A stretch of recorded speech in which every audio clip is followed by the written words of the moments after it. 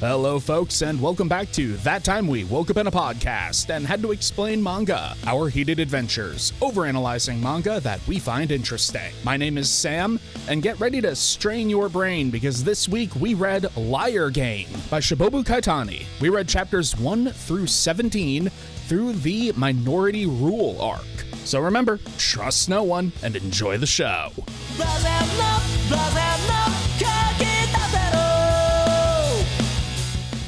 Hello, folks, and welcome back to the Over Manga Cast. My name is Sam, and as always, here at the top of the show, we talk about our familiarity with what we read this week. I saw Death Note in, middle school, I think? That's not what this is, but, it's like poetry, it rhymes. Jake, how about you? I feel like I've heard of this, but I didn't know anything about it. Honestly, not 100% sure if I know anything about it now either, but that's what we're going to talk about. Indeed. Jay, how about you? So I'd heard the title, it just might have been in the relative lexicon at the time. I'm pretty sure I saw I want to say that the anime was around. I could be wrong, but it feels familiar. Are you thinking of maybe the live action series? Maybe. But I don't know. I know there's a Japanese and there's also it was a Korean, right? Anyway. No, that's Squid Game. It might have been a live action. I'm sorry. I apologize. But it is familiar. I was familiar with the premise before reading this. All right, and Matt. So yeah, I had heard of this. I don't think I'd ever actually read it, which is kind of surprising considering I think I've said this on the podcast before how much I love kaiji, which is a similar concept except more explicitly gambling, and also the art style's more like not trying to be Death Note. Although I say this, and I'm pretty sure this might have come out at the same time as Death Note, if not before. I'm pretty sure this came out before Death Note. Death Note's pretty new. I feel like as a consequence of me aging, anytime I see a manga art style older than 2010, I think this came out in 2005. Yeah, I think it's from the 90s, if not earlier. I'm becoming a crotchety old man. This predates Death Note, and also I think I'd forgotten how good Death Note art is, which makes sense. We talk about this in Platinum End. It's a really pretty manga with a dog-shit story. Oh. So before we descend down that rabbit hole, we are introduced to our nominal protagonist in Liar Game at the outset, one Nao Kanazaki. Her personality trait is that she is agonizingly naive and the most honest person you've ever met. Insufferable, really. That's it. That's the long and short of it. This is represented by her returning 100 yen that she found to the police, and the police being like, sure? This is... Okay, so I think most people who would be listening to this podcast already know this, but for anyone uninitiated, that's effectively $1. Mm-hmm. In fact, they give the manga has the exchange rate for context, and it's at the time it was less than $1.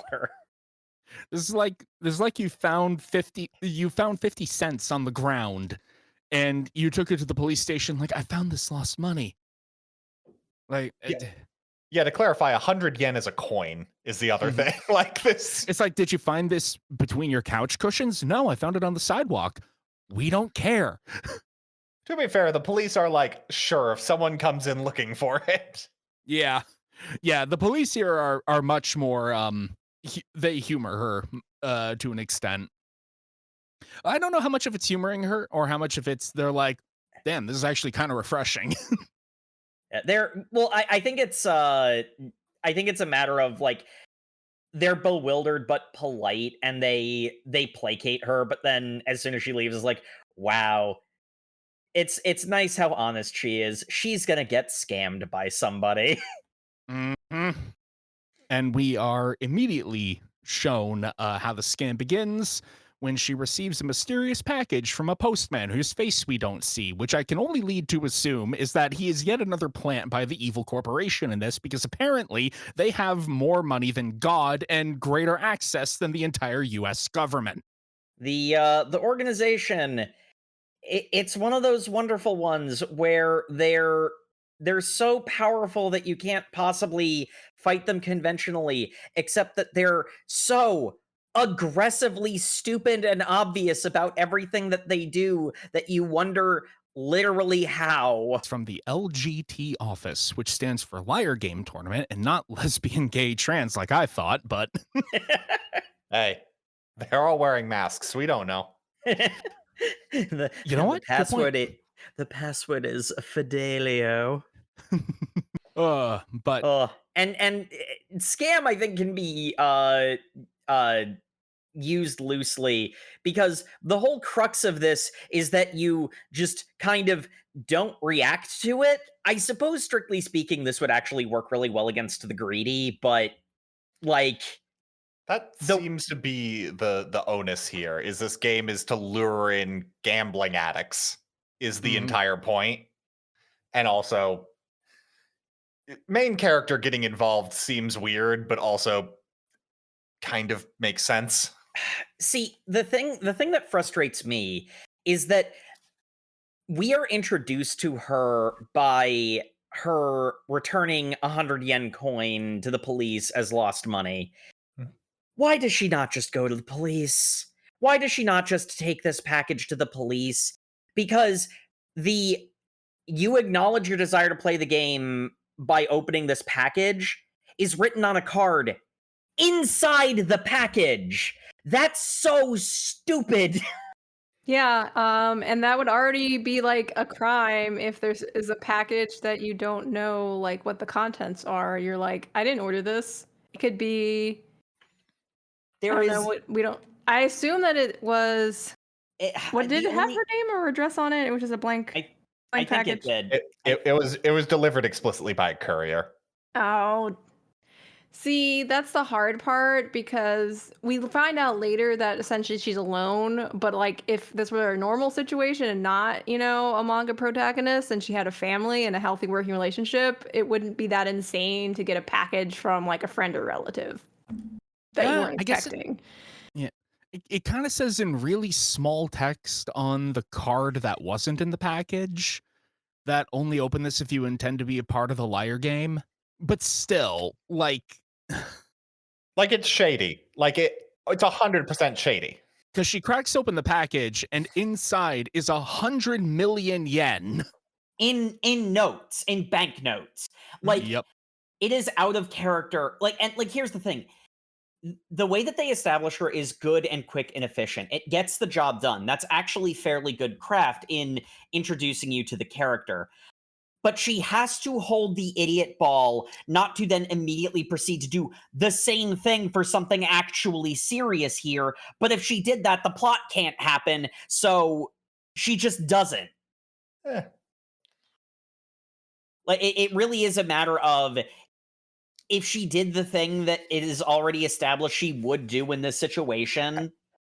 I mean, there is a difference between I found a small amount of money on the ground and did the right thing by returning it, and seeing $1 million in cash, which is just like an insane amount of money. Like, she is shocked by that and is kind of spiraling mentally, trying to process what's going on. Like, I'm giving her grace in the initial panic she has. Especially because the black card inside the package says, "Thank you for participating in Liar Game. By breaking the seal on this box, you formally acknowledge your desire to play. You can no longer withdraw your entry. The enclosed 100 million yen is to be your money.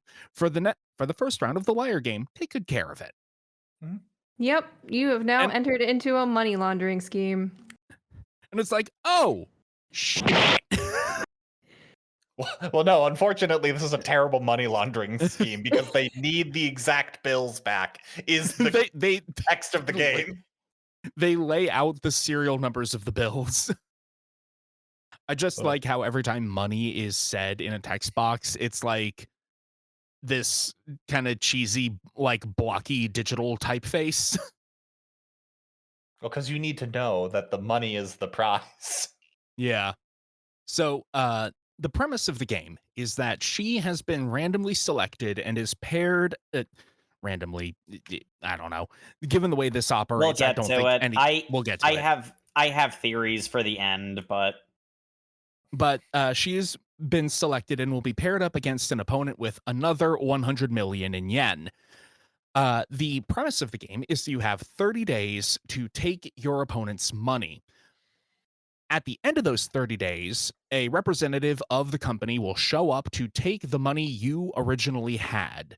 Any profit that you have from taking your opponent's money, you get to keep. Anything that isn't there, you have to pay them back, which means you could potentially get $100 million or 100 million yen in profit, or be 100 million yen in debt. Mm-hmm. It's a zero sum where the company wins. But do they really win? Because it's the same I don't know. money. So this is the initial like get people hooked kind of thing where they just break even. It's later in the further rounds you see how this trap is really designed to like funnel in people. Yeah. So naturally, now is kind of freaking out. She goes to tell some of her classmates in the college that she attends for this chapter only and never again. And they don't respond to her. She goes to talk to her terminally ill, cancer-ridden father, the most tragic only next of kin that could possibly be. And she's too scared to tell him because she just wants him to live out the rest of his maybe a year and change life in peace, despite, the terminal cancer. Mm-hmm. And none of her old high school friends, really more acquaintances, believe her. Mm-hmm. So she is utterly alone in the world. And that's essentially it's just because it seems like she surrounds herself with like normally functioning human beings who'd be like, this doesn't sound real. And this is actually kind of the point where like what Matt mentioned about like giving a character the benefit of the doubt for panic is something that I think a lot of people could afford to do more when consuming media, because a lot of times, like you'll get a case of it's like wrong genre savvy and people will make decisions that make sense in the story. Like we know it's stupid because we're sitting outside. We know what we signed up for.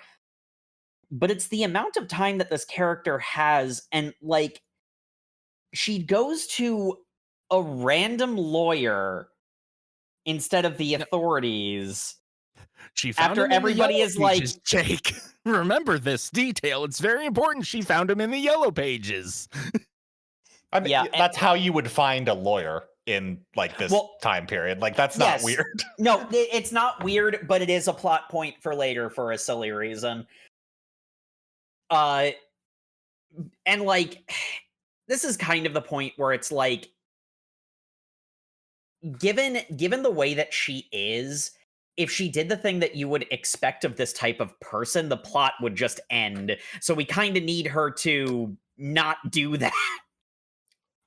And she goes to the most unhelpful lawyer conceivably possible, which honestly the bar is pretty low to begin with. Haha, lawyer jokes. I'm so funny. Better call Tanemura. Yeah, but on that point, he does, at least to start, give her like some very practical like advice of like, so you haven't suffered any loss, you just came upon this money. Why not go back to the police? I love how he points out the plot hole too. But if you go to the police, then when the company shows up demanding their money back at the end of the month, you're not going to just be able to get that from the police like it's a safe deposit box. Mm-hmm. So you'll effectively have still lost the game. Yes, and we can't have that. Yeah, obviously. This whole interaction, I'm sitting here like, and it's one of those ones where, to some degree, as much as I found this manga frustrating, there is an element of I kind of want to give it credit and the benefit of the doubt, because the way that this scene is constructed, it's deliberately confusing. Like, it's weird. The interaction is weird. It does, like, this character doesn't really make sense. And like that is ostensibly on purpose. But like I'm sitting here like, okay, either this guy is like my initial thought was, okay, this guy is either a moron or her opponent. Like those are the only two options I can think of.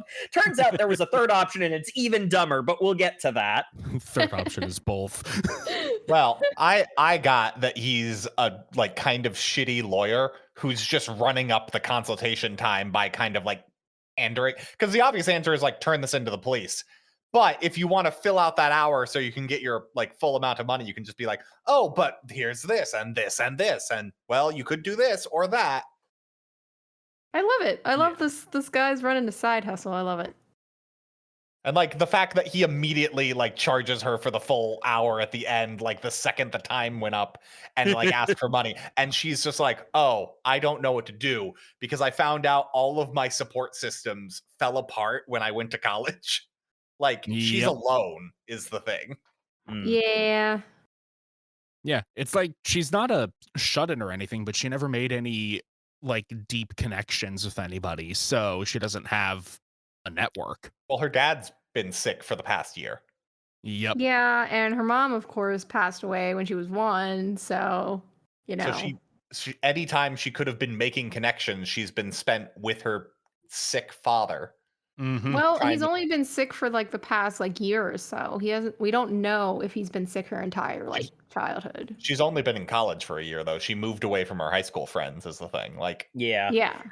And like the big thing is it's like we don't know the exact timeline, but it doesn't really matter that much because the big thing is because she's had things going on in her life, she has friends, she's made connections, but they're not the kinds of connections that matter in a moment like this. They're real but shallow friends. Yeah. You know? Not somebody who's going to put their ass on the line because you got drawn into a scheme where there's 100 million yen flying around just loose. Yeah, she's not like host a podcast together friends. Mm-hmm. Well, maybe. You don't know what she was doing before this. Yeah, fair point. But yeah, she should get her podcast crew together to chill with us. The Liar Game podcast sidebug. Even if I lose all the revenue from this very lucrative podcast, he'll cover the cost. Arikawa, what's your opinion on trans rights? Well, considering I completely unmake the entire life goals of a transvestite later in this manga. I'm extrapolate. I'm having too much fun. Let's get back into the actual realm of the story, where now gets a ray of hope. She finds her matched opponent.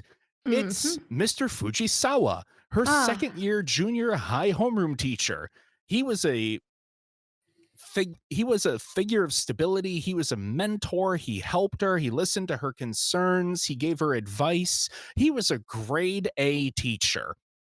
So she goes to him and he's like, wow, they really messed up by having us be working together. You know,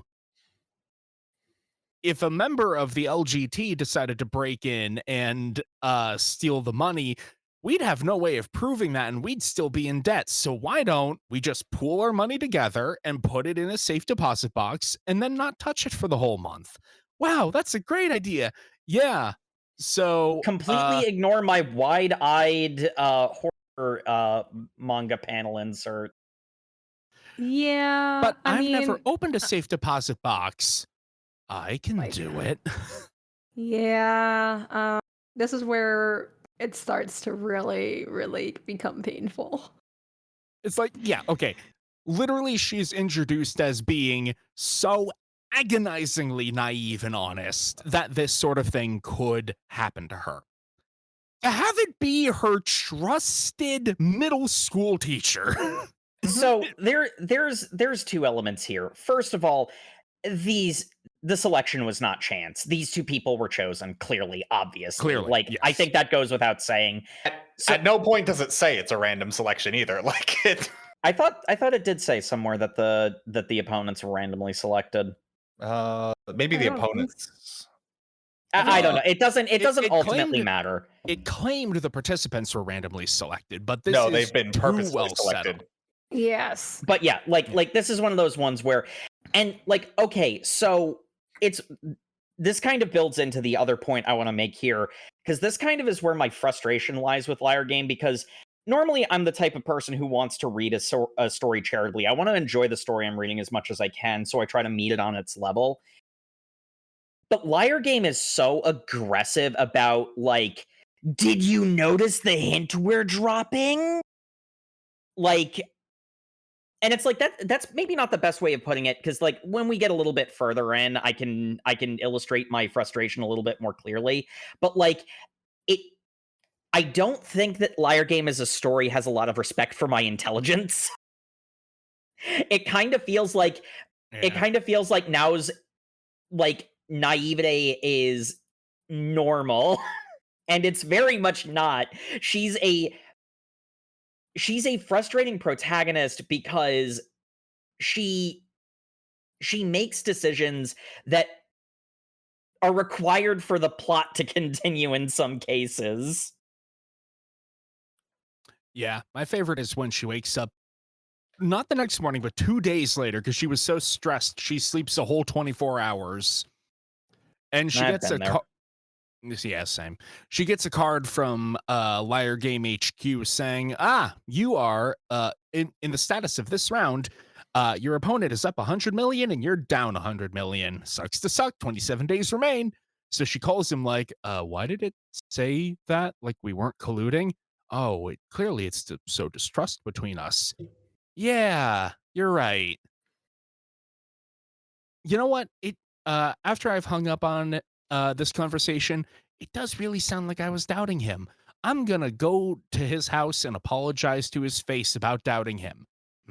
He's Yep. on the phone with a window open, and that's when I stole all the money from that stupid girl. I That's had the her hooked actual from the voice. start. It's and like the artwork is, it's like it's trying to be Junji Ito, but I hate to say it, the skill isn't there. Bro has all his gums showing with that smile. He Yeah. looks like he had his face peeled off. Like a predator. It's Yeah. weird that the manga feels the need to make its antagonists this cartoonish. And this is kind of more of Well, it looks like they're trying to make him predacious on this young and naive woman.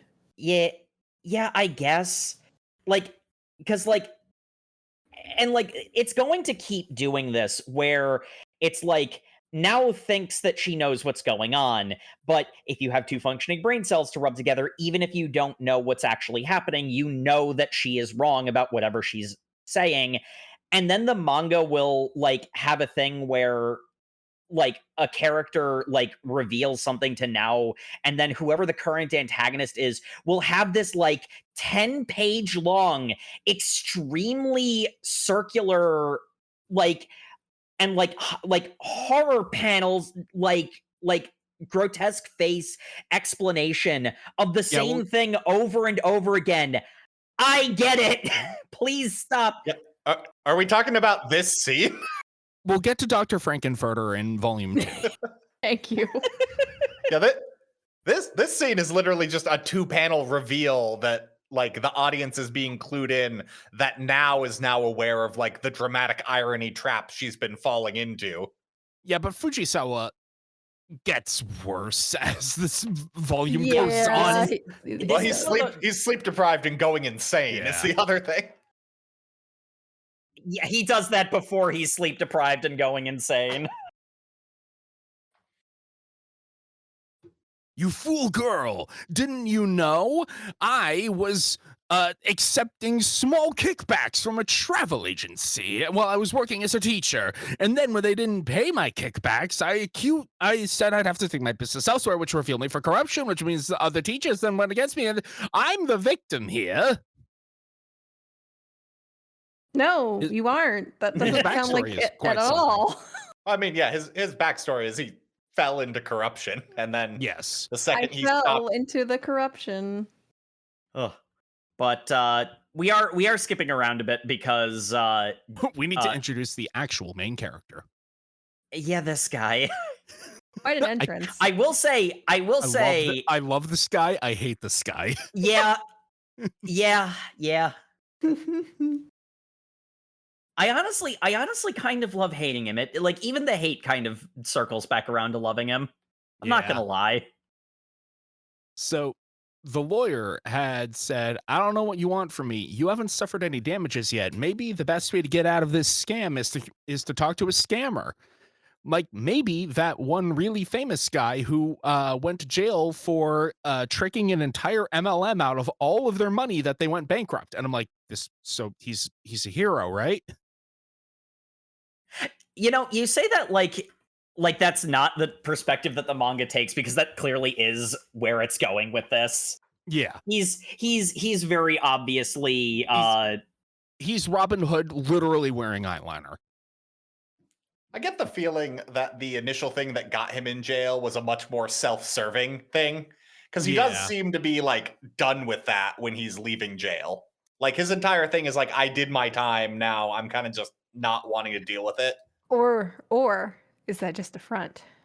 well I think it's easier to discuss Shinichi's character at the end, because there is a lot of stuff that he's the kind of like normally what I do is like I try to like, you know, take the bits and pieces from, you know, throughout the story to like argue my points. Shinichi almost kind of can't be discussed except what he's literally doing without the breadth of our reading, basically. Because he is a singular character is what the whole manga thinks it is. Which yeah, I think that's the best way that I can put it. Yeah. I like how the prison is the laziestly drawn series of blocks I've ever seen in my entire life. It's just a giant cube of smaller rectangles. My favorite part is that, you know, he's this incredibly famous criminal who's getting released after his time in prison. So naturally, the paparazzi is wrapped in the bushes waiting for him. And so when the doors open and some random schlub walks out, they're just like, where's Akiyama? Oh, didn't you see him? He went that way, says the suspiciously clean-looking prison guard. Hey, Didn't you know that Akiyama is a master of disguise? He then takes off the prison guard uniform to reveal that he is Akiyama Shinichi, former convict. And the other guard says, man, that was a really good joke. Anyway, don't come back. Yeah, I can't believe they let him. What? I love the look on his face when he says, don't come back here.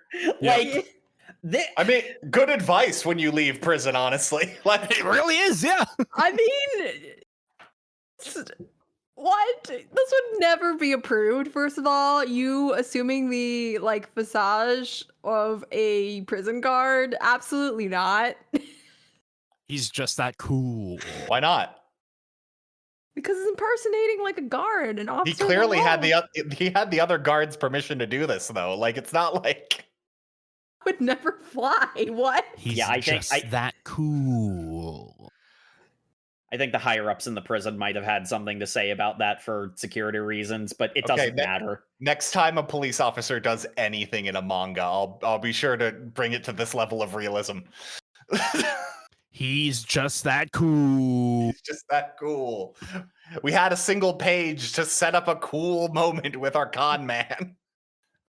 So he then walks along the untrodden forest path next to the prison to not run into the paparazzi, which thankfully now is panically running down, being like, of all the times to get lost, I don't know where the prison is as I run next to this huge wall of concrete bricks. Well, she doesn't know where the entrance to the prison is. Like, yeah. Honestly, anyway, I don't think even if prison was written on the side of that wall, now would know where the prison is. Let's be honest. But she literally runs into him and screams, please save me. No. But you need to hear me out at least. No. Come on, it's a really tragic story. No. Come on, can't you at least listen to what I have to say? I'm a crying girl, for God's sake. Okay, fine. Jeez. Just wait here. Let me put my stuff in my place, and then I'll listen to you.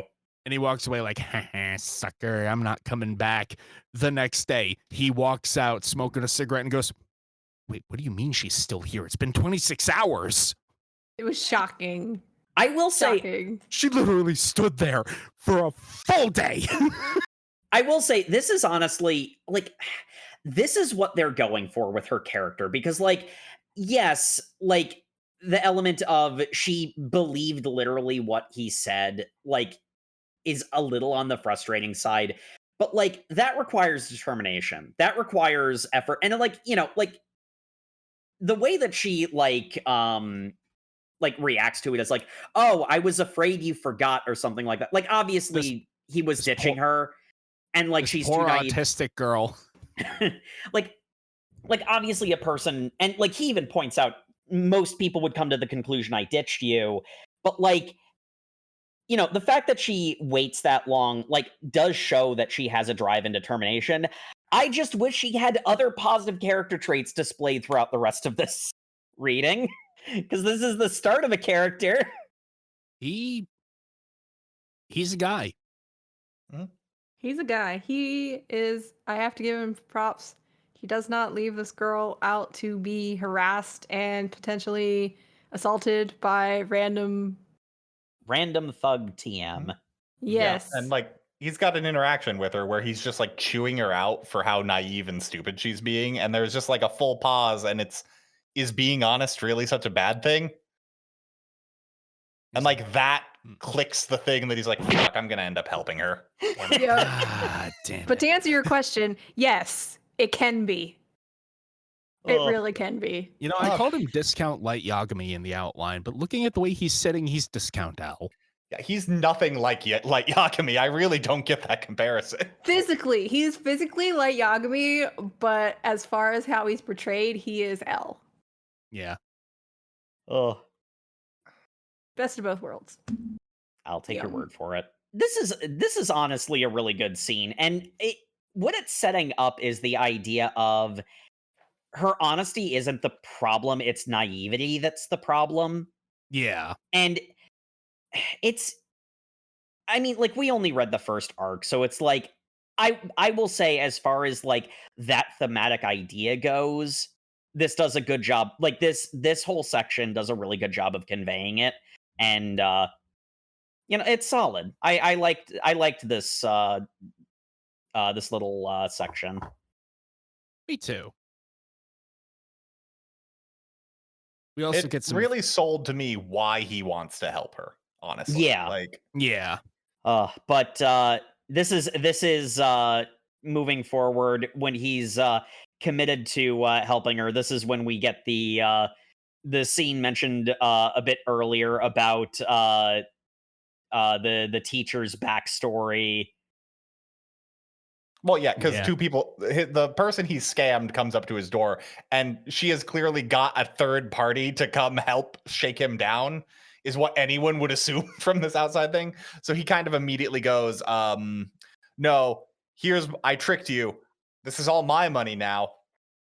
This is just a game. So, like, I didn't steal from you. You didn't steal from me. We both agreed to play this game, which is legally true. Like, that's not her money. So, but it's him essentially going, people can't be trusted because I became in charge of field trips, and then I got some kickbacks from a travel company. The travel company stopped giving me those kickbacks, so I'm like, I guess I'll go look elsewhere.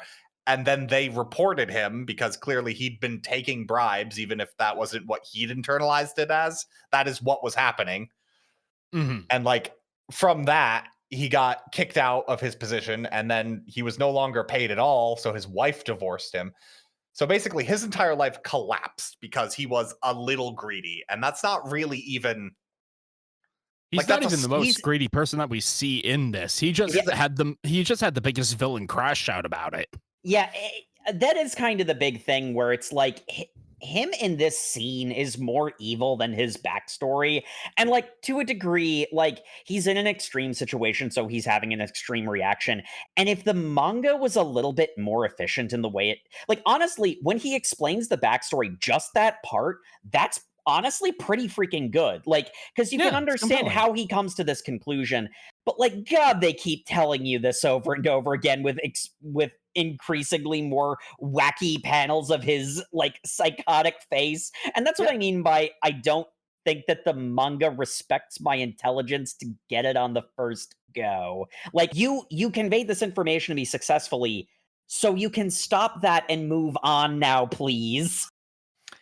I got that he was repeating it to convince himself. Like his student is crying in front of him, so he's playing up the villain over and over again and just kind of like, no, just accept that I tricked you because I'm like, that's what the world is. Yeah. And and like I get that read, and again, I usually like reading charitably.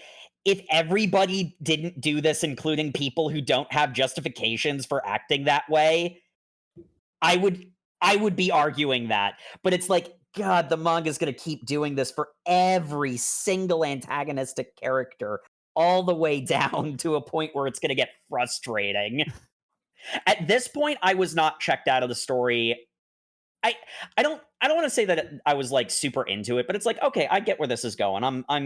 I'm working with this, but it's going to keep going to this well over and over again, and it's going to lose at least my goodwill over time. Honestly, I'm kind of torn between the positions that the two of you hold. It's like I ca- I sort of agree with Jake that it's like, okay, yeah, the manga does like to, you know, Over explain itself. over explain, yeah. But also it's like, yeah, I can understand why Him doing this in this moment is motivated. Like yeah. I think is a fair way of putting it. It's like I normally am not. Like I normally try to avoid being negative about stories, so like maybe it's coming off as a bit harsher than it intends. Like I'm not demanding my time back or anything, but this that's sort of like that's sort of like that will become strike one later, I guess.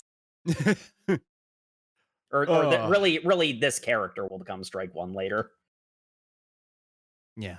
So we enter into the great plan where Akiyama decides to just effectively psychologically torment this man for a month. As you do. Yep. We start with now going to declare war. Akiyama being there to say, I have a foolproof plan to take the 200 million yen. You'll never stop me. Look at my cool eyeliner. I look like a raccoon. And this makes Fujisawa so paranoid that he runs into his house, calls the cops because there's people randomly hanging around. But thankfully, Akiyama thought ahead and rented the apartment across the street from him. So we're no longer stalking. We're just hanging out in our living room. Yeah, also the fact that guy who just got released from jail and was worried about finding any money is able to afford this is a little. Yeah, that's where I'm just like another strike in the pot for this girl is painfully naive. Yeah, I have thoughts for the end. So keep that in mind. So we enter a bit of a, not really a holding pattern because there is forward momentum, but Is there? yeah, I mean, there's forward momentum on completing the current like plot. It very accurately portrays a stakeout in that it's extremely boring with a lot of sitting around. But Akiyama does his best to kind of drip feed information to now and therefore the audience in order to keep, you hooked a bit. It's like, okay, yeah, sure, we're just sitting around watching him, but have you considered he said that he put all the money in a safety deposit box? Why is he just cooped up inside his house? What would you do if you're being watched? I'd run away. It's this is way too scary. This is stressing me out. I can't imagine what he's feeling. Exactly. So why hasn't he run away? Because the money's not in a safety deposit box in a bank, it's in his house. Exactly. And we just kind of continue down this like thread of logic stretched out over a few chapters. My personal favorite, both because it's prima facie clever, and also the like ending of it is so fucking funny and corny. Yeah. They pump like fake smoke into his house with the sound of something burning. So Fujisawa runs to his phone to call a friend asking for him to come over and look for the fire. I want to know who this friend is, because this is the same person he called earlier to just brag about stealing $1 million from a teenage Mr. girl. Tanaka. Tanaka's just sitting there like, damn, yeah, man, that's crazy. Anyway, I'm gonna go Yeah. have ramen with the wife. Yeah, maybe That's call the crazy, fire man. department, my dude. and then there's just Akiyama, arm on a boombox in the windowsill, like, hey, I got Hey. your fire right here. I'm the coolest guy ever. Very, very curious how we pumped the smell of smoke through the vents and played the sound of something burning, and yet you didn't run. You stayed in your house. And called a friend. Called a local friend. I assume that means the money's here, right? And Fujisawa was like, you're right, the money is here in this safe in my closet. And he's shouting this. He is shouting this very loud. It's a Even good if thing you that know that it's here, you cannot take it. it's a good thing he's not being over dramatic about this. And then he I love proceeds his to then facial show them expressions. exactly where it is. Yeah, because this man is being gaslit into a psychotic break. Like, that's... He really is. His face is terrifying.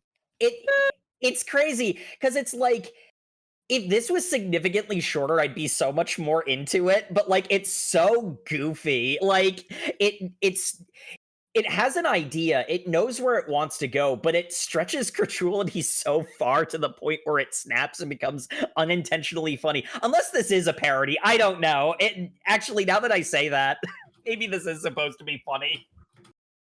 I could see that. But I do love the rest of this arc because Akikawa's entire plan is to just bluff as hard as he can, saying, oh, that's your defense? Child's play. Easy mode. I could get in there 5 minutes, not even, barely an inconvenience. And then watching Fujisawa break down, trying to process this. I will say him going into knife mode is actually really funny. I'm starting to go into the side of this might actually be funny. I think this might be like a gambling death game parody. He sits in front of the safe, pitch a knife in each hand, and 2 more strapped to his forehead by tape. He's just like me, for real, for real. And my other favorite panel, if he's not going to burn through this safe with a blowtorch, then what else could he do? The safe weighs 190 kilos. It'd be impossible to carry alone. Immediately imagines a half a dozen extremely buff men lifting the safe. I mean, wouldn't you? What is he going to use? A crane? What? I think there might be other reasons his wife divorced him. The extremely detailed visual imagery of very buff men Rippling in muscles. gym It's like- trunks. It's like the best art in the entire manga. We're admiring that male form, that physique. Ooh. Ooh. The vapors. What was the caption you had for that, Sam? Running away from my gay thoughts. You can't catch me, gay thoughts. But the actual crux of the plan comes to light. Well, it doesn't immediately come to light, but it's set up. And to be honest, I do like this setup. I like the resolution here. Fujisawa, he gets his update card from the Liar Game HQ saying, at 5 p.m. on June the 14th, we will arrive to retrieve the money and the game will end. And he's like, yes, I have a deadline. Finally, these weeks of psychological torment are nearly over. I have finally won. And then the most Groucho Marx looking man shows up at his front door. Penciled on goatee and beard, fake sunglasses and a trench coat, like, I'm here with the Liar Game tournament. I like how there is an entire scene before that where Now goes up to his window and is like breaking down because she's just begging for him to just split the money because she'll be $1 million in debt. That's like not something she could ever get out of. And like is just broken and crying. And presumably, if we're to believe this manga, she does this for a full hour. And he just watches only her while counting his watch, clicking the seconds down. Given Now's personality, I would not be shocked. Yeah. So here's the thing for me, and like this is one of those ones where it's like I kind of want to like the manga more than I do. Like I want to be more into it than I am, because for me the sort of salient point was eyeliner guy. God, I'm bad with names. Akikawa. Akikawa. Akiyama. Akiyama, you're right. Shinichi. He's Shinichi. Yeah, Absolutely Shinichi, no one calls him that. Because this is Japan and we're being honorable. Yeah. And Yeah. Now is never going to use his first name. Nope.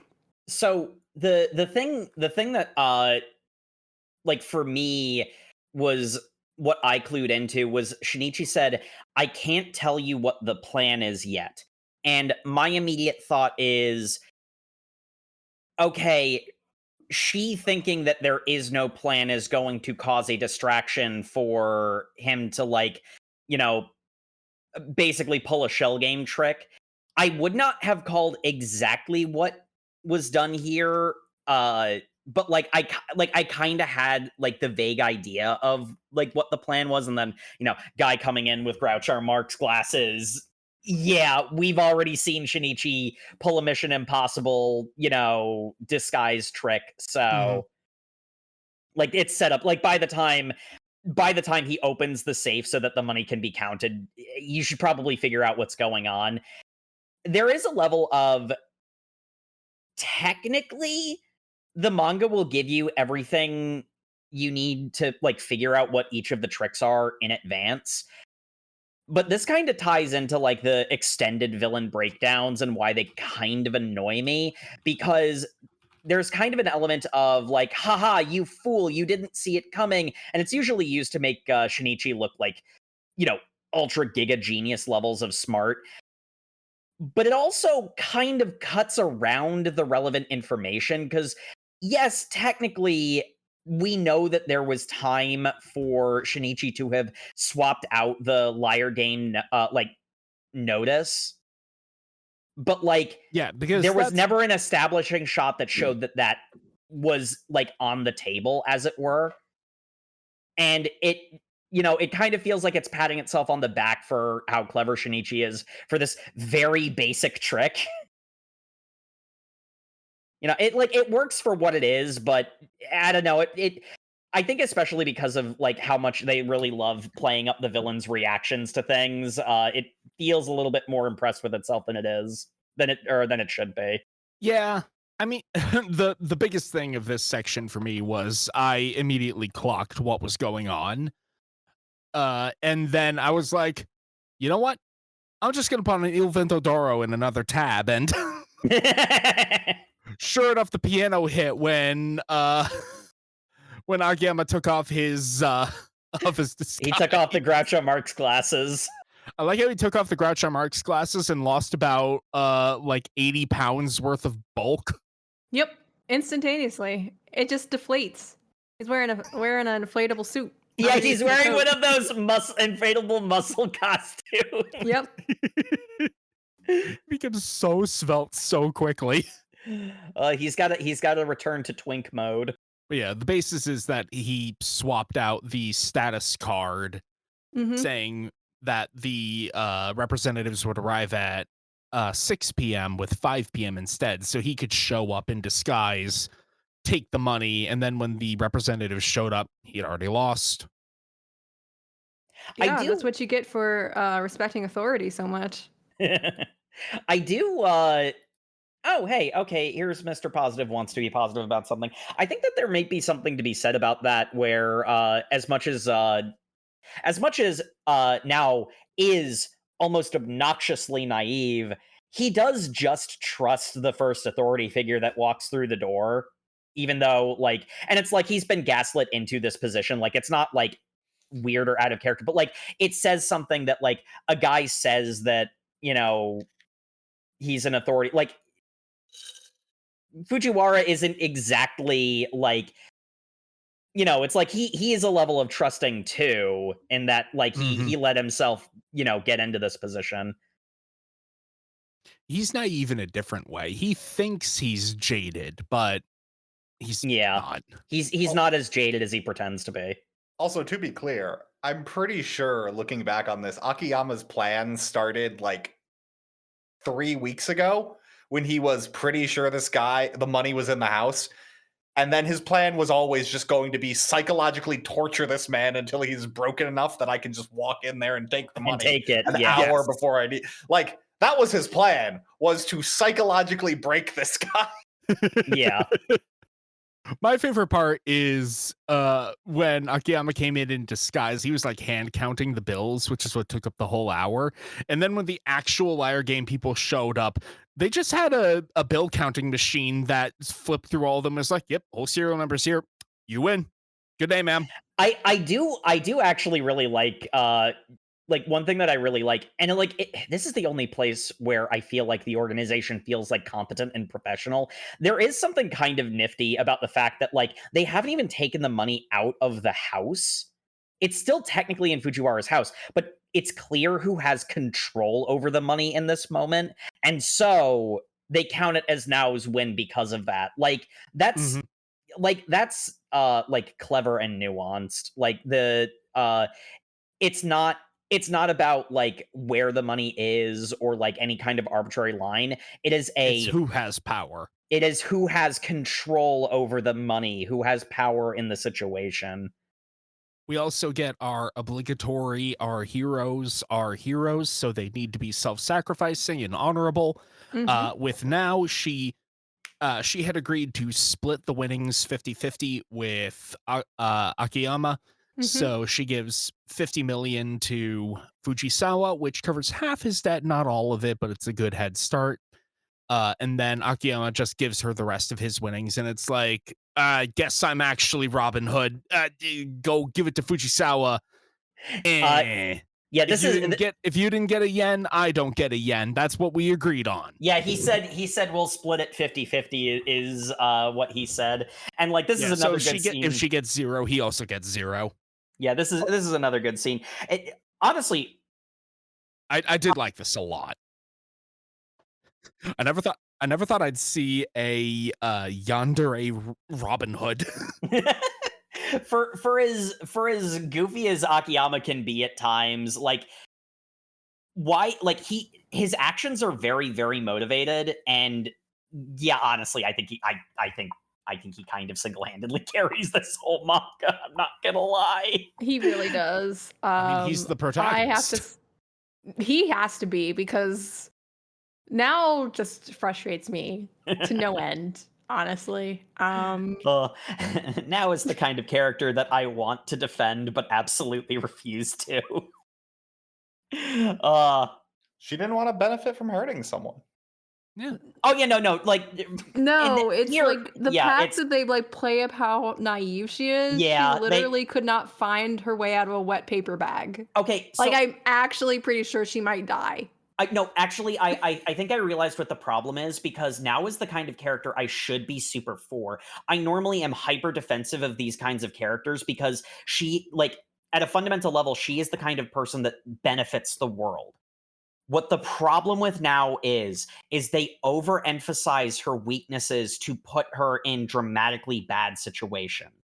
It's a metacontextual problem where they don't show how they don't show her being competent enough. And like what's clearly happening here is Akiyama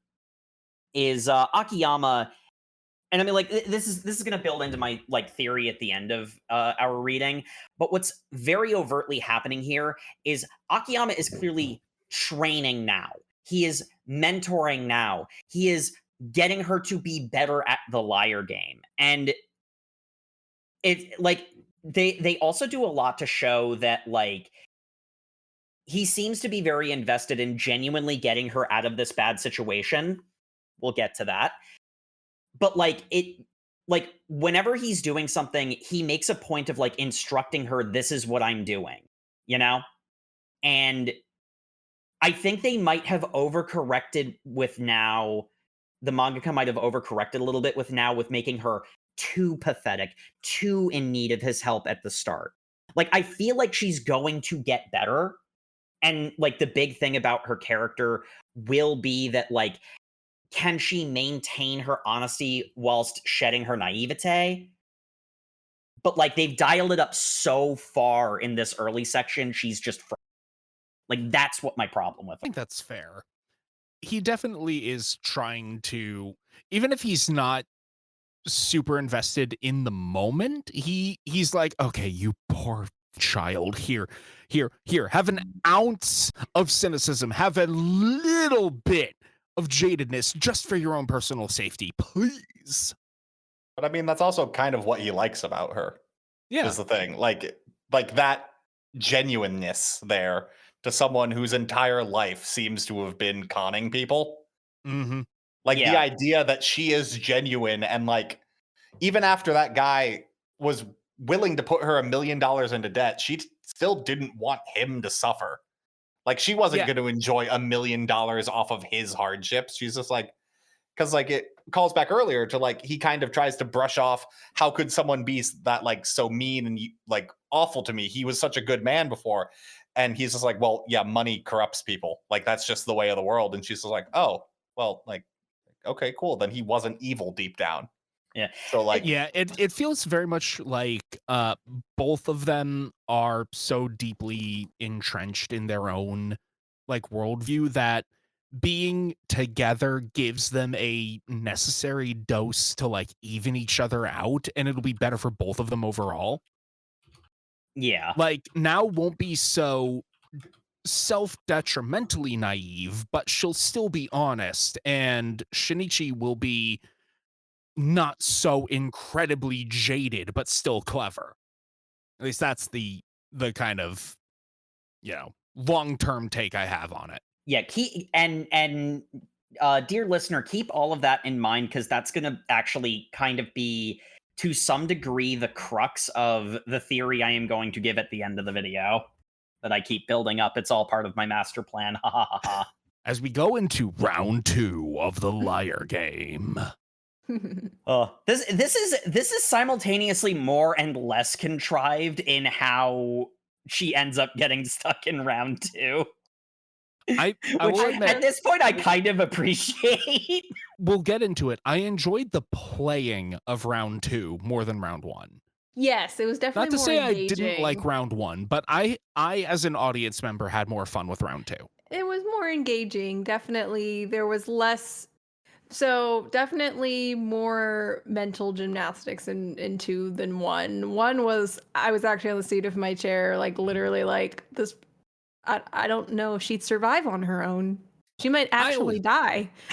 I always like puzzling out the prisoner's dilemma. Well, see, there is actually one gigantic problem I have with round 2. I called both of the twists in round 2 for the exact wrong reason, but we'll get to that. Yes. So right back. So round 2 opens up with a card that says, come to this time at this, or come to this place at this time. If you don't want to participate, simple.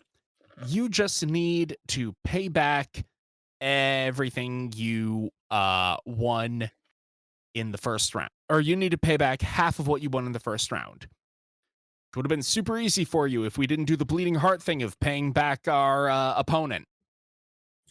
Dang. also to be specific, they say 50 million yen. Yeah. Which was half of the maximum you could have won in the first round. Yes. So Akiyama's just like, freaking ignore it. What are they going to do? Kidnap you? Like this isn't legally binding. Just don't pay any attention to it. The dropping random money on your doorstep is admittedly a legal gray area, kind of. This is just extortion. You can just ignore this. Like, yeah, you have escaped the first part of it. Just ignore it. But if you ever need anything else, here's my number. Good working with you. Bye. And so she's like dwelling on it. So she decides to call the lawyer. Or no, she doesn't call the lawyer. The lawyer. She calls Akiyama and then decides, no, I'm not going to bother him. Yeah, no, I really like this moment because she's like, okay, I have huge anxiety about this. I'm going to call Akiyama. No, wait, I can't impose on him. He was so kind. Because it's like, the thing is, she knows that his whole, I said I'd take half of what you take. Like, she knows that's him basically, like, keeping up the cool guy excuse. Like, she understands how kind he was for her sake. So that's when she chooses to go to the lawyer. This is also the scene where I'm like, oh, yeah, the lawyer is on it. Okay, cool, got it. The lawyer is so fucking evil. Thank you for all of the many scary face inserts. I definitely didn't catch it just from the context. Oh, no, I think all lawyers look like that a little. To be fair, a lawyer is a good disguise for this. So the lawyer that she had consulted with earlier just so happened to be passing by her apartment and wanted to come by to offer an apology for such crummy legal advice he gave originally. And so she filled him in on everything that's happened so far, including the invitation to round 2. And he's like, hey, Akiyama's right. You could just ignore this. But what if you went to the location anyway and threatened them with legal action? That way your position's even stronger. Trust me, this will work flawlessly. Now, it's not even been 24 hours since the entire incident with your former teacher. Please tell me you're not falling for this false generosity again. She's falling for the false generosity again. God damn it. And just let's just get to the mansion already, where I mean, we made eyes wide shut jokes before, but dude's in an eyes wide shut mask, and they're at a mansion in the woods wearing masks. It's like, okay, does someone want to explain to me why the lawyer bothered revealing, like, okay, so again, let's it's like there's like the meta text and there's what the character would know. Obviously, from an audience's perspective, the audience is going to know that the lawyer's in on it by his actions, his words, and the paneling. The paneling is kind of the do you get it hammer, but like, Jake, the character doesn't have access to that. Here's your answer: melodramatic sadism. Also, it entraps her. That too. She has very few like outreaching connections, and he is hammering home, hey, you trusted someone and it immediately blew up in your face. Don't do that again. We control everything. You know how you found me as a lawyer? We swapped out your phone book. We, like, all of those lawyers in the phone book are fake. That doesn't even have to be true. That's just a thing he's telling her. Actually, mentioning that doesn't even have to be true is actually a good point, because like one of the big things that's a recurring motif in this story is, and it's usually now, but a lot of characters do this, when they're presented with information, they take it as gospel. So I will say that actually does kind of alleviate a lot of the annoyance I had in this scene, because the lawyer was kind of the point where I'm like, how the fuck does this organization not get caught? This is so fucking stupid. But I will say, you know what? I concede that point, Matt. You're absolutely right. The fact that he could be lying through his teeth about everything that he's saying to her.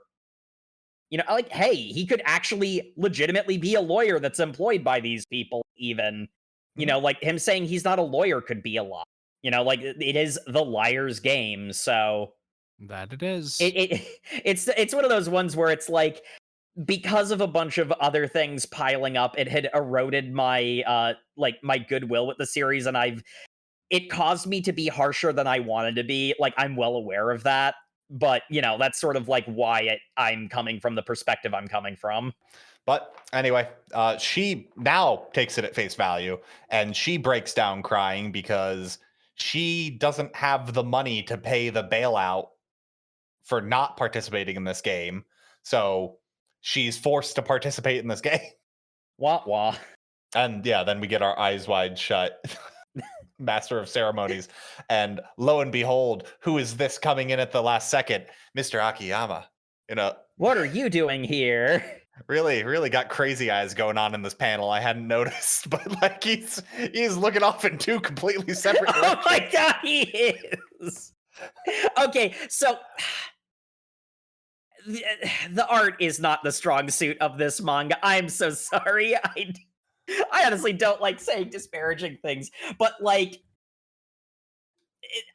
to some degree, there's probably a reason why the manga goes like ultra crazy phases for the villain breakdowns, because that's easier to get away with things with. And I mean, like, not every series like it is necessarily going to stand or fall on its art, because this is ultimately like a psychological drama. So like, that's not to say that like this is a serious issue or a deal breaker or anything, but if you're a artsy if you're an artsy type, that's probably it's serviceable art. Yeah, we've read a lot of things that just have bad art. Like, yeah. Oh. But yeah, so our objective protagonist finally has weaseled his way into the second round of the Liars game, which we'll find out when we come back from this break. I think we all just need to take a second and enjoy the nice caviar buffet that they've laid out for us. Well, caviar buffet. It's mostly just circles of different shades.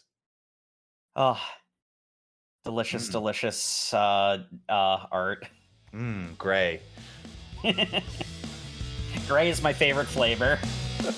Gray Poupon.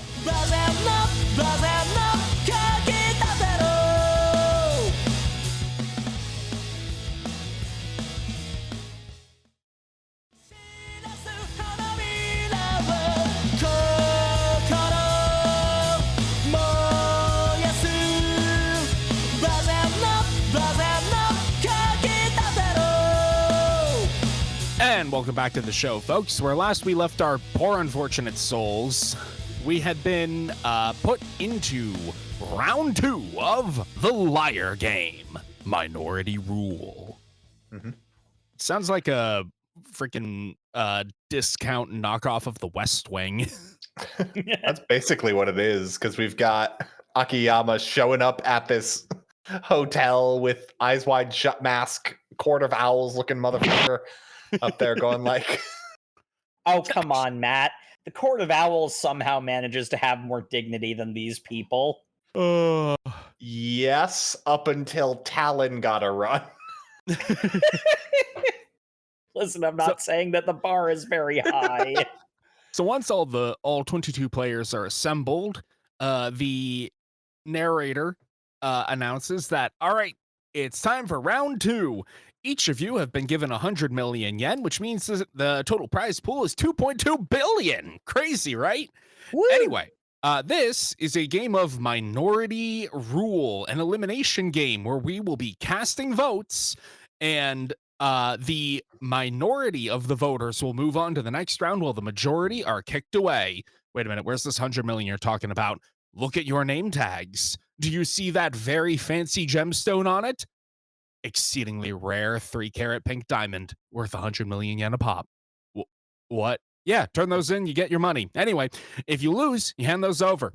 Good luck, idiots. They make a whole big deal about how they'll randomly pick one person to come up and ask a yes or no question, and they make so much back and forth about that. But once you understand the context of the game, the question does not matter and could easily just be anything. Like it gets used for jokes more often than not. Yeah, there doesn't even need to be a question. It can just be vote yes or no. And that is ultimately what it is. Though there is also a bit of an important element that's brought up here. is a character who is going to pretend to be important. He's like, this has got to be some kind of scam, right? And the Eyes Wide Shut Court of Owls guy explains that they wish to crown a true liar king, and that they will that this game will be played fairly, and if anyone finds any proof of wrongdoing, they will for that proof be immediately paid 10 billion yen. Ah, yes, because the entire point of the liar game is that some, quote, very powerful people want to find the ultimate liar in all the world, Japan. And so and so this cabal of billionaires, rather than going to Epstein Island, funded this group of weirdos to collect a bunch of people and make them do silly shenanigans. Sam. As we've established before, this is an early 2000s manga. They could have been happening simultaneously. Not again. They almost surely were happening simultaneously. Not again. They had, on Epstein Island, they were piping this in from the live satellite feed for the most boring game to watch in existence. And now for your kid diddle pleasure, 6 hours of people standing around in a blank room. I don't understand what the point is.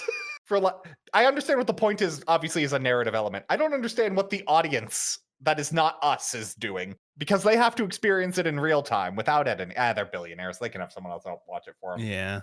That makes sense. So sense. the rules of this, as was said before, they're presented a yes or no question. The minority of votes moves on to the next round. They have 6 hours in order to make their decision. So it's just shy of 24 people standing in a blank white room for 6 hours. Hey, they do have that buffet. They have the buffet. Yeah. Also, the whole reason Akiyama is actually here is because some poor sod from round 1 had a clash of conscience and wanted to forfeit, but she gave her winnings to the first person she saw at the mansion instead of an actual official. So she's out her 100 mil, and some sneaky bastard described only as a young-looking guy has gotten into the mansion with essentially a get-out-of-jail-free card. Pay special attention to the man in the in the funky glasses. The man wearing such an obvious disguise. The person that you can be the most assured is not the villain of this section is the guy with the glasses, because God, is he, like, comedically suspicious. My God, the first question is, are you a woman? It's so blatant. Yeah. Yeah. But yeah, as soon as... So, Akiyama's master plan in order to assuredly win this is to make a team of people that will predetermine their votes, guaranteeing that at least one member of their coalition will make it to the end, and then everybody is evenly paid out, so everyone gets out of the game pain-free. So, what's the only catch here? Well, besides it being just a straight-up prisoner's dilemma, all it takes is one person deciding to go all for one instead of one for all. We don't know who the mysterious scoundrel that stole the 100 mil from that girl is. All we know is that it's a young guy. Just a young guy. At which point now goes, I know, I'll collect all the other girls and the old man. At which point I went, okay, who's the most tomboyish girl here?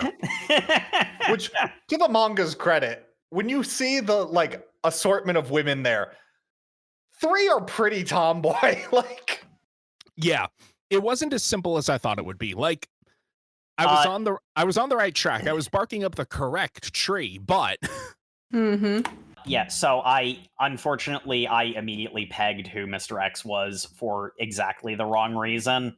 Ooh. Now it's not even anything fun. Pegging Mr. X?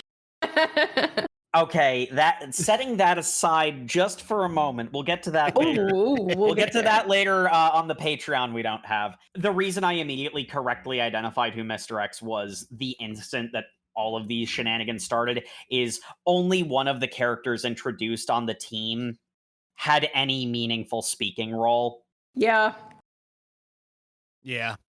I can As see you that. It was honestly aggressively obvious, and I don't think it was supposed to be that obvious for that reason. It matched up perfectly because that same aggression really came out. To be fair, I don't think the audience is supposed to think 15 is the. I think Yeah. audience is supposed to know 15 is a red herring. Yes, I think Yeah. the audience is supposed to know that 15 is a red herring. I think what the problem is I don't think the audience is supposed to immediately know that number 3 is actually Mr. X.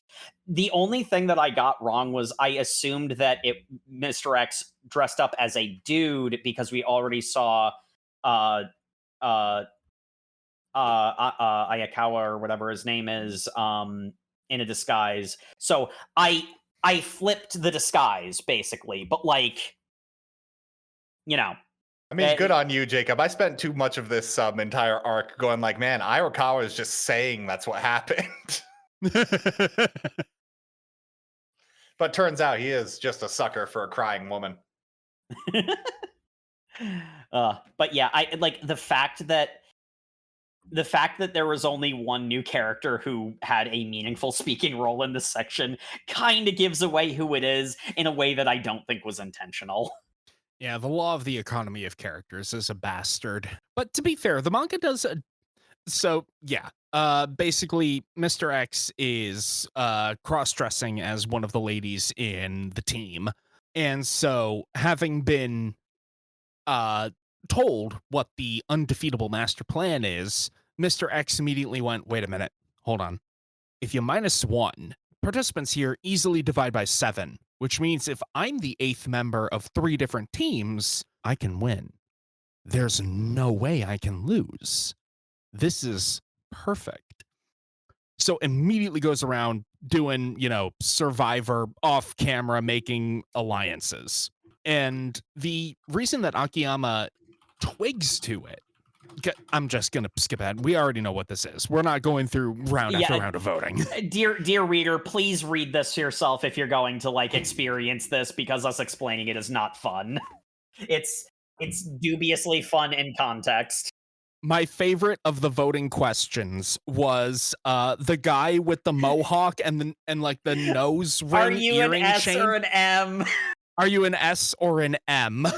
Yeah, they provided a textual explanation even during this time, even within Japan.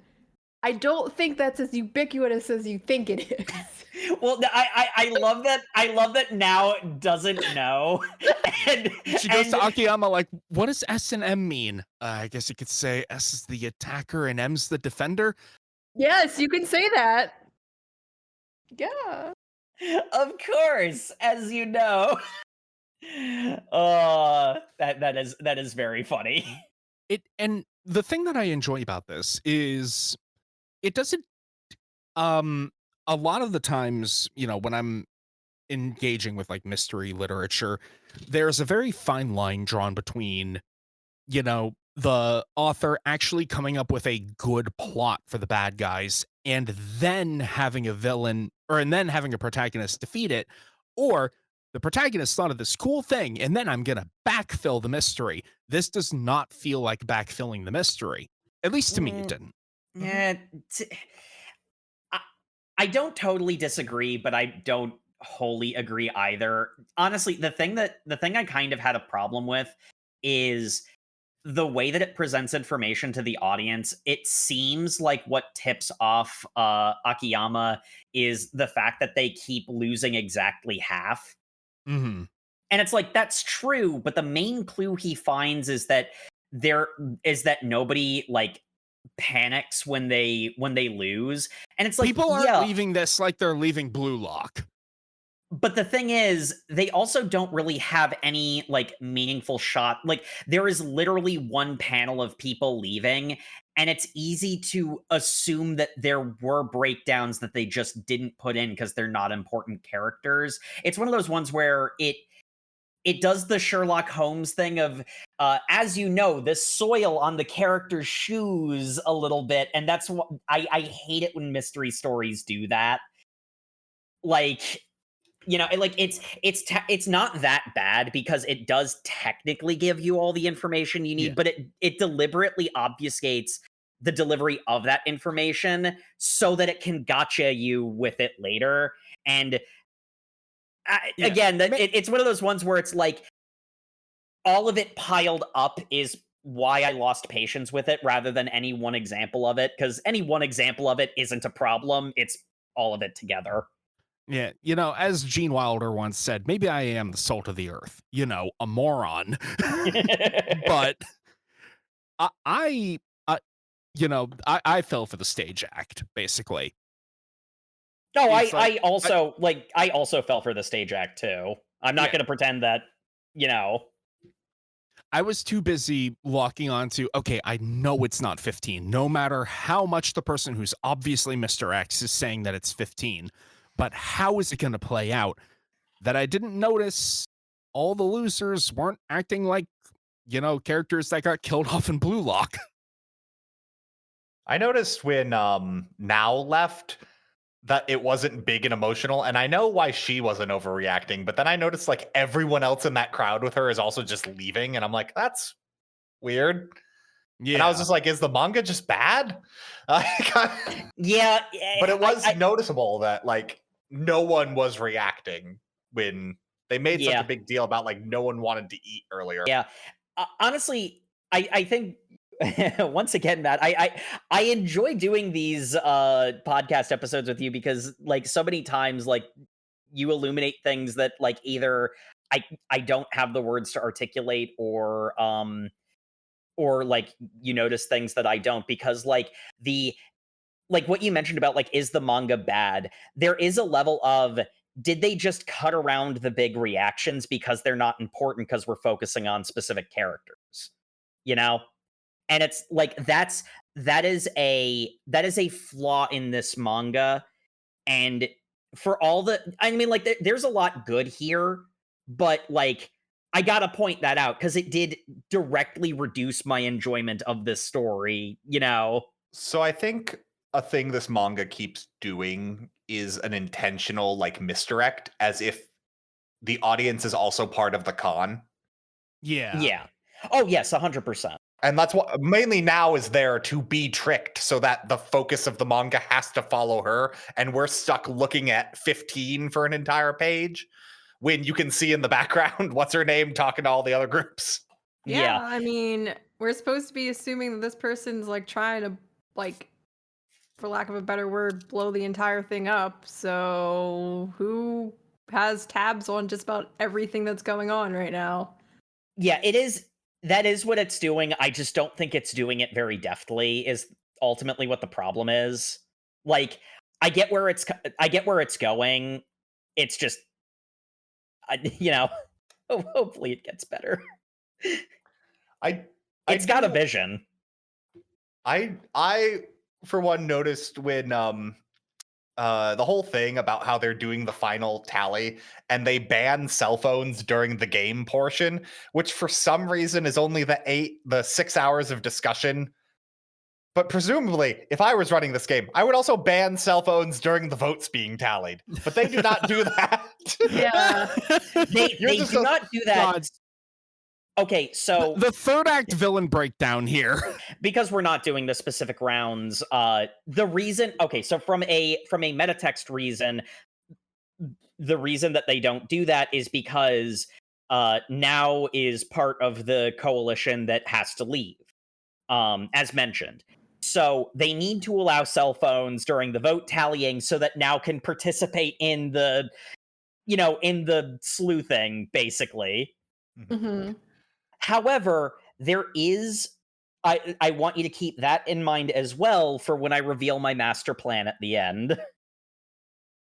But yeah, we also get like, okay, Mr. X, why are you explaining all of this stuff? Like, I know from your perspective you think that the votes are already like the votes are already cast so that like nothing can change, but like there are so many ways that this can go wrong. Why would you say all of this stuff out loud and have a villain monologue before you've actually secured your victory? What got me was Akiyama like passing the phone over to Mr. X and Mr. X removing their wig to reveal I'm a man while on a cell phone call.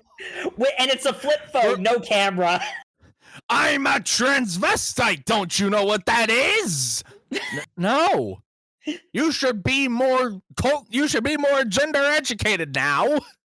It was 2004. It Let's was give him some 2004. credit. That was the appropriate term. So actually, Sam. But yeah, like, I mean, like, here's another thing where it's like, I get what it's going for, but it feels like it's not exactly sticking the landing. There is a level of Akiyama handed you the phone so that you could have this whole, like, you know, like, villain monologue. Isn't that kind of proof he already knew what you were doing? Yeah. So maybe you should just shut the hell up and to keep the wig loudly on. scream into the phone and the entire room at large. Your master plan. Yeah, this voting cycle also started with Akiyama folding his numbers so incredibly tiny and being called out like, hey, why are you doing that? It's like, well, this will have to be the last one picked because it's so tiny and it's going to be obnoxiously at the bottom of the box.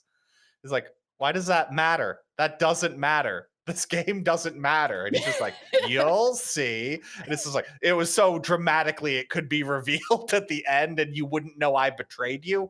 Well, actually, the legitimate reason is so that he would be called last and that the fact that he didn't vote the way he was supposed to would potentially allow him to see which one of his competitors was expecting something.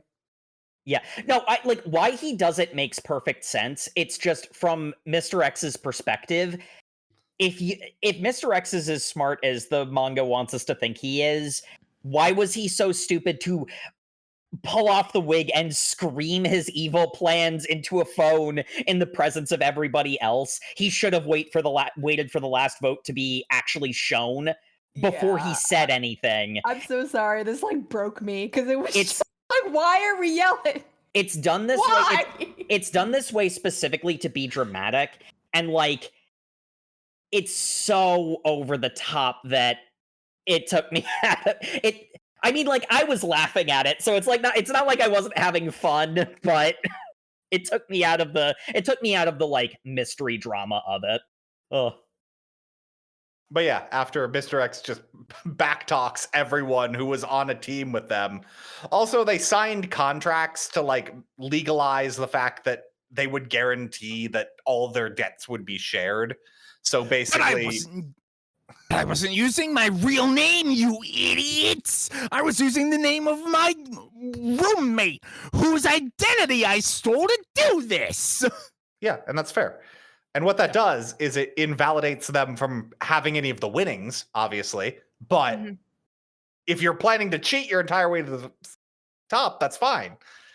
Which, like, the whole the three-way tie of teams basically guarantees that whatever you vote for is going to be the minority because you're supposed to be voting 3 separate times, but you only got 1 vote. Exactly. Oh, But and then we get what's leading up to the final twist, which once again, I hate to say it because this is honestly some of the best psychological stuff in this manga, but I hate to say it once again for the exactly wrong reason. I pegged the twist the instant that the conversation started. Peg the twist. Yep, I pegged that twist. Stop it. No. You said it. not the only person who needs to run away. I'd say help, but I know I'm not receiving any. So the big play in the final round is that because there are so few people, Akiyama votes no in the first round, like, publicly, the instant the game starts. And, he literally sets up a prisoner's dilemma, like, directly. Like, he even calls that out directly. And it's like Either a lot of one of- this. Either one of you votes with me to make it a tie, and the other two vote against your own self-interest, or all three of you vote in your own self-interest, which makes me win. Yeah. And I like it's a lot of good psychological stuff. Like I love the like negotiating and the planning that they do, but unfortunately I saw the twist coming immediately because Glasses guy, who definitely wasn't Mr. X, suddenly finds his voice. Yeah, he's the man working who for has not Akiyama the talked whole the time. entire arc. And like the whole time he's suddenly the one guiding the conversation. It's like, okay, the reveal is he's going to be working for Akiyama the whole time. That's the twist. And it's entirely because he spoke too much.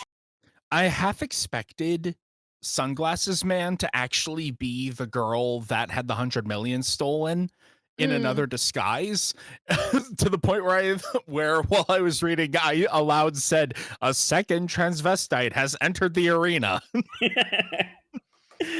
Alas, I was wrong, I guess.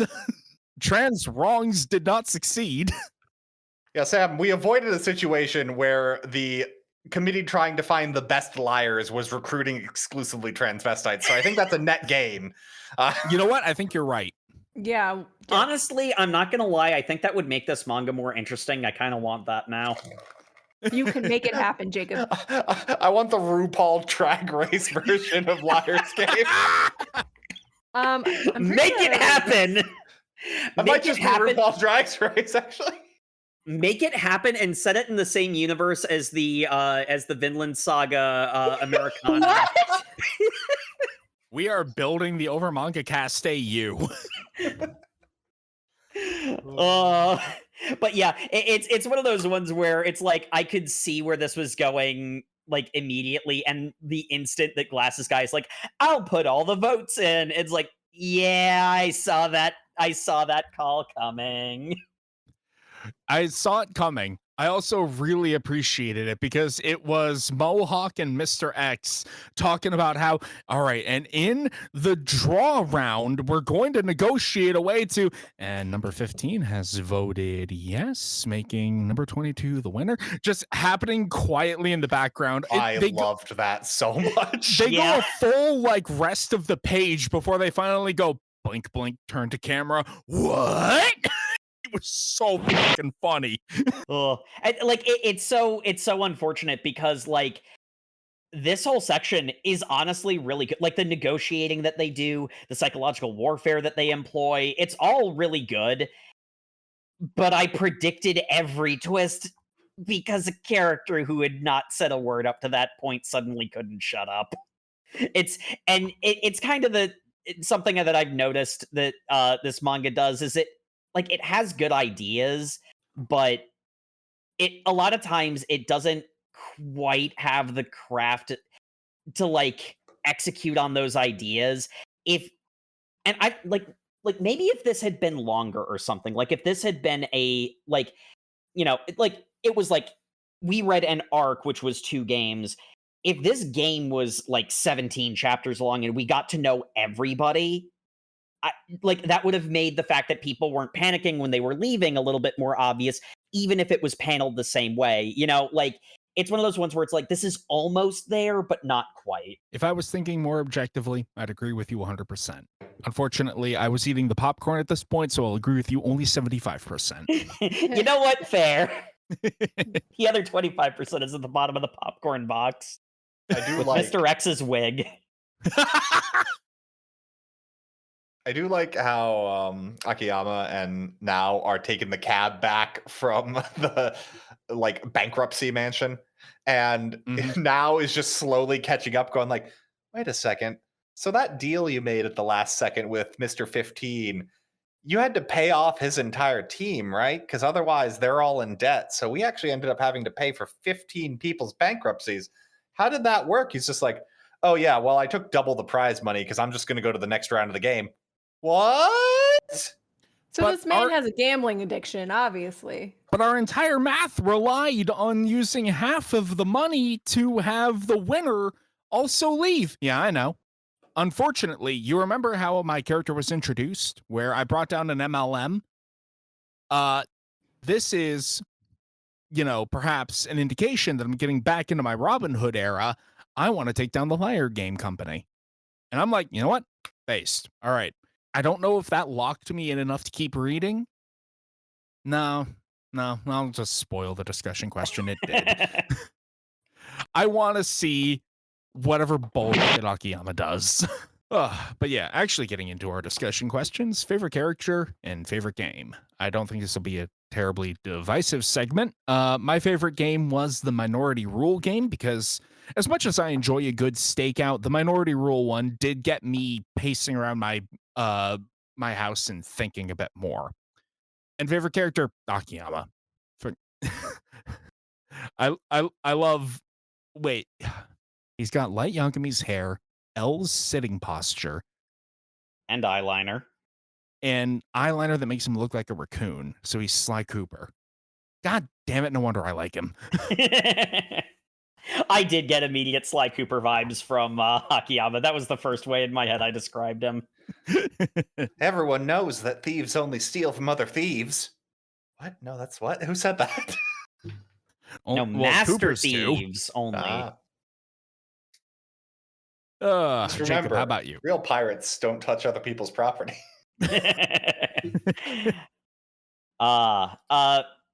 Favorite character is Akiyama. He single-handedly carries this entire manga. It's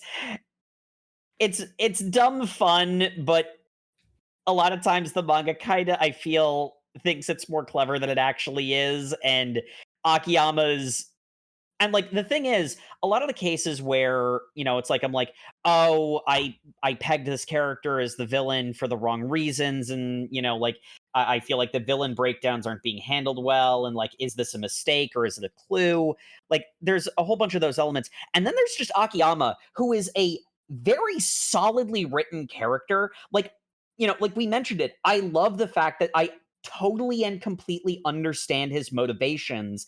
Why he chooses to stick his neck out makes sense. He's very well written, and, much as, like, the art is serviceable, but, like, the art being serviceable, like, sometimes, like, like, a really, really good artist can, like, bring out, like, in a character's, like, look, and, like a big, like, splash panel of a character's face can, like... But, like, subtle things like his body language, like blocking things, like hard storycraft elements rather than art elements, shine through with Akiyama in making who he is and why he does what he does, and more specifically, what specifically he does. It all comes through and makes sense in a really, really satisfying way. Because ultimately, the thing about Akiyama is he's in it for the love of the game. He's a good person with a conscience, but he does this because he thinks it's fun, and he likes making assholes break down and cry. Like, he goes after MLMs, and he's Yami Yugi. He absolutely... He's a Tem from Volume 0. Yeah, he's Dark Yugi. He's absolutely willing to do crimes and hurt people as long as it's the bad guys who ultimately feel the pain in the end.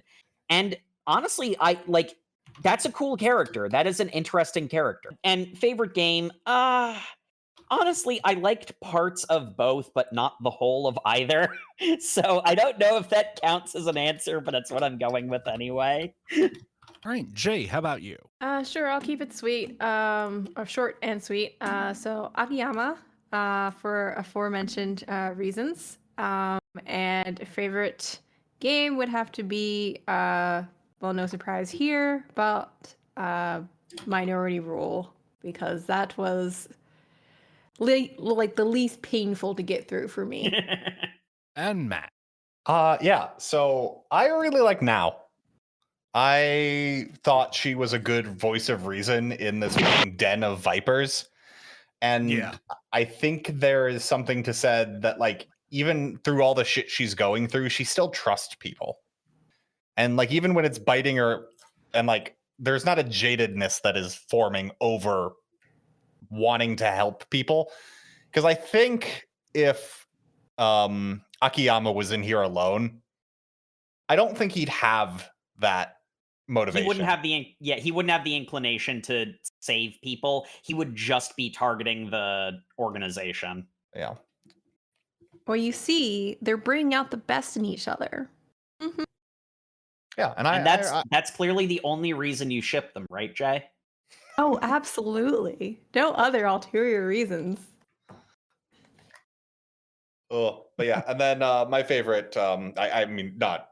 It's obviously the Minority game, because that was actually a game rather than let's psychologically torture this man who's clearly not like a villain. He's not the level of villain that needed to go up against Akiyama. Like, Yeah.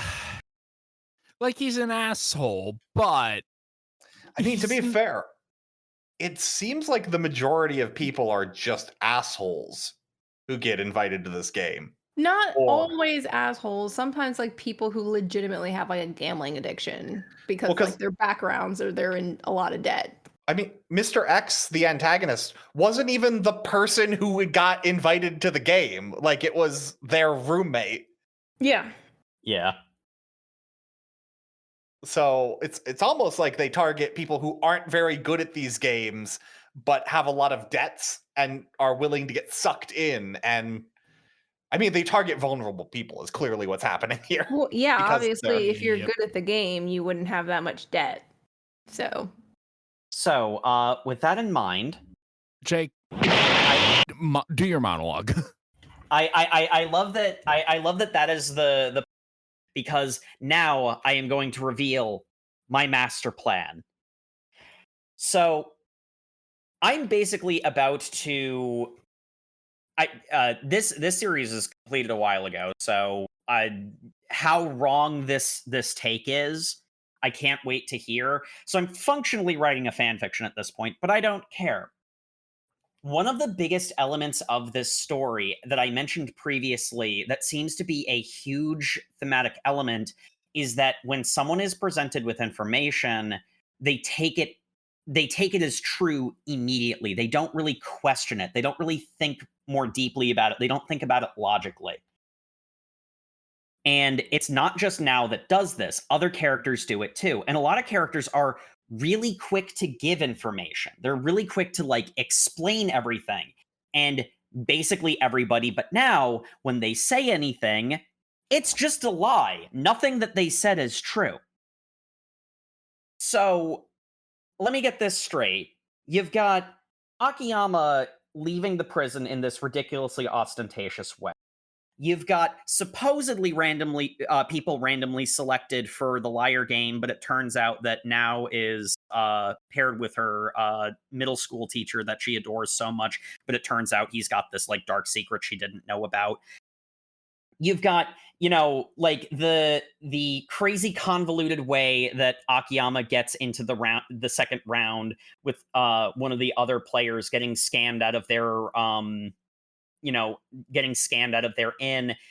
And there's this whole element of like in the second round, they technically explain the way in which that a shady organization could make money off of this scheme.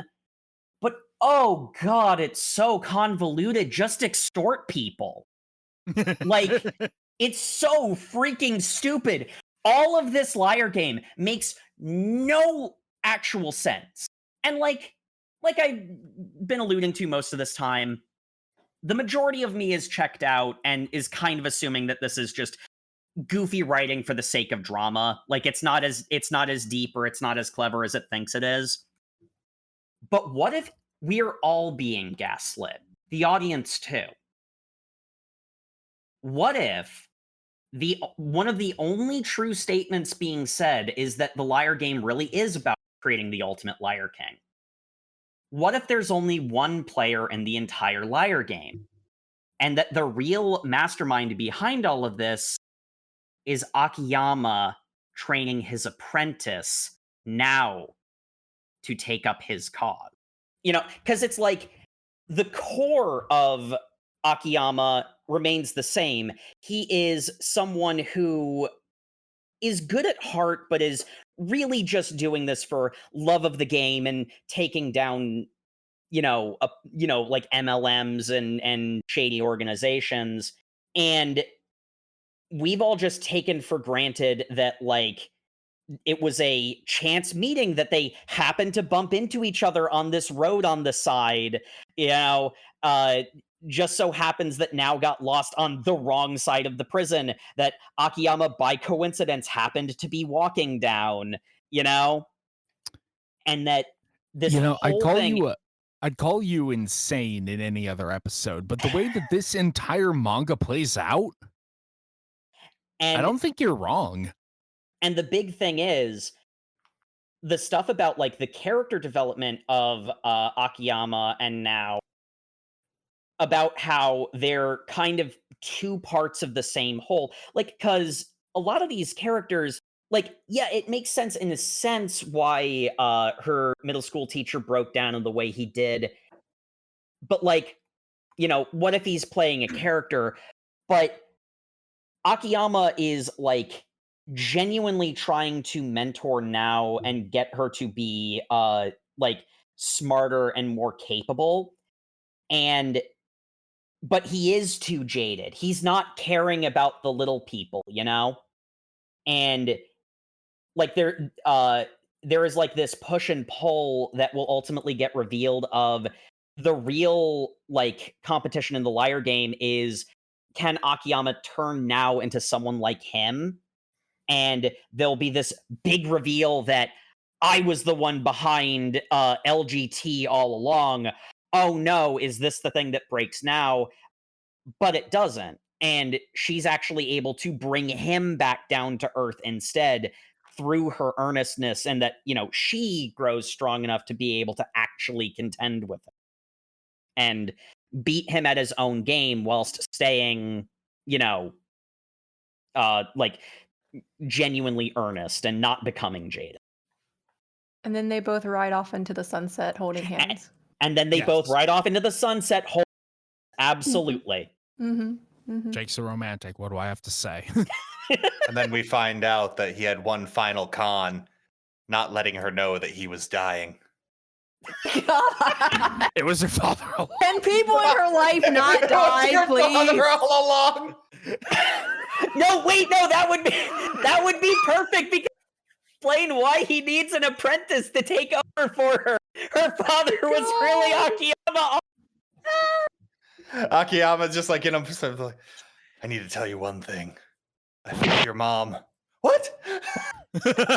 He pulls off his face like a Mission Impossible mask. Didn't I tell you I'm a member of this guy? and then the main character from Vinland Saga shows me how. No. Okay. I already said my would you continue reading. Jake, you better keep this under 30 seconds. Well, that's pretty easy. The answer is no. I do more for the podcast, but as much as I had fun coming up with that big plan, I know that's not what's going to happen. I have no faith that's going there. Jay, how about you? I'm kind of split. I wouldn't mind reading more. Familiar, like I said, I remember enjoying this in a previous form. And I like it conceptually. I think honestly now just frustrates me for the same reasons that you all really like her. I just can't. I have hope that she changes and becomes, I don't know, I'm just very jaded, I guess. I see being super naive and trusting as being a very idealistic and very vulnerable, like almost very Like, vulnerable. It's turned up too much. Like, no, yeah, I agree with you, and I Jay. know that's her personality. Like, yes, it is. She is written to be that. Yeah, But like, for me, it made it uncomfortable. yeah, I think it's supposed to be that she's going to grow into not being that vulnerable. But I think I agree with you, Jay. I don't like now as she is right. Like, I like her in as she is right now because I think they woobied her too hard. Yeah, to the point where I'm just actively like, this girl's gonna die. She's gonna die. Like, she's not gonna get to. She's gonna die. get trafficked and die. It's like, okay.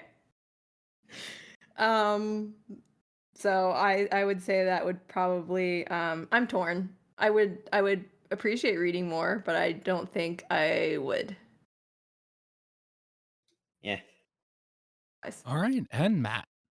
Oh yeah, of course I'd read more. This was amazing. I love this. I've said repeatedly that I love kaiji, and this is exactly the same genre to the point that I think this is copying kaiji a little, but that's fine. Lots of things can do the same thing. And I don't know, it's nice. And I like now because she's got that breath of fresh air of being so idealistic in a situation where normally normally in this type of manga the protagonist is a dickbag. Like he's only slightly better than the scum he's playing against, which Akiyama would be. But then, like I mentioned earlier, the Minority Game, we find out the majority of the people aren't even douchebags. They're like people who got tricked into playing this game. The only person who's actually an asshole is really Mr. X, who cheated the way in, and Akiyama. But obviously, presumably, the self-selection criteria will weasel out the non-assholes as you get more rounds in. But I enjoyed what I read. It's a fun little. It's hitting the beats I like, and it's just fun. Honestly, that kind of makes me want to read Kaiji. Kaiji's really good. Kaiji's also the art is more distinctive, which I would say is better than this, which is very generic. This has very early 2000s manga, is what this looks like. Whereas Kaiji is very cartoony. All right, and that brings us to the end of our show. Thank you, everybody, for once again tuning into the Over Manga Cast. As always, you can find us on all your social medias, where we are at Over Manga Cast. You can also find us on YouTube, where you can like, comment, and subscribe. We have overmangacast.com, which also has a comment. Know what you think this series. Let us know if you want us to read more of it. Read maybe Kaiji or anything else you want to suggest.